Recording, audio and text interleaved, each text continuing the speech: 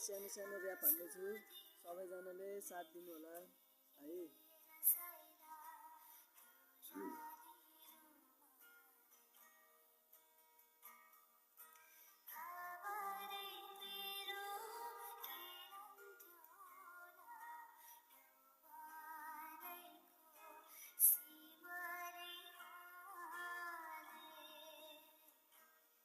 यो जाँदैछु आज गर्दै कि धेरै टाढा, खुसीलाई बाँड्न नसक्ने यो मुटु रहेछ आधा।